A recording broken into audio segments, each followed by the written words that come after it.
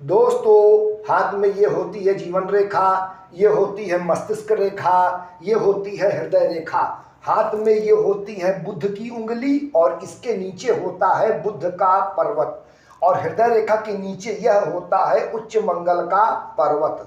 बुध की उंगली सूर्य की उंगली के प्रथम पर्व के आधार तक पहुंचे और बुध पर्वत पर 3 से 4 सीधी खड़ी स्पष्ट रेखाएं हों, और उच्च मंगल के पर्वत से एक मंगल की रेखा ऊपर की ओर उठे जो हृदय रेखा को काटकर बुध के पर्वत में पहुंचे। मित्रों, ध्यान से देखें, समझ में आ जाएगा।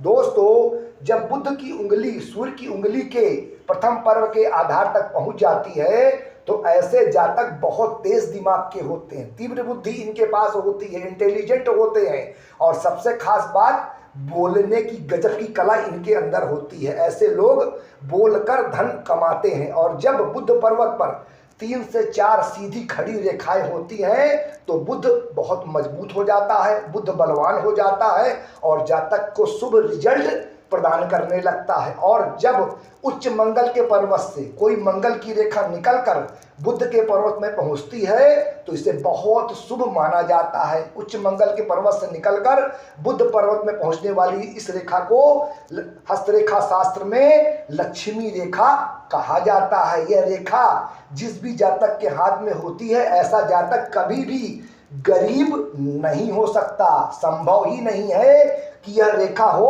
और जातक गरीब हो। धन पैसा जातक के पास हमेशा आता रहेगा। यह रेखा इस बात की गारंटी देती है।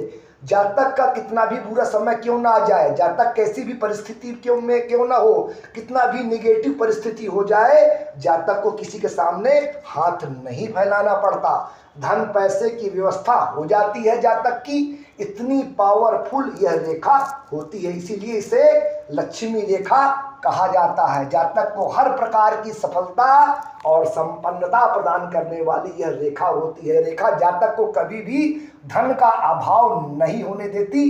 इतनी शुभ रेखा यह मानी जाती है।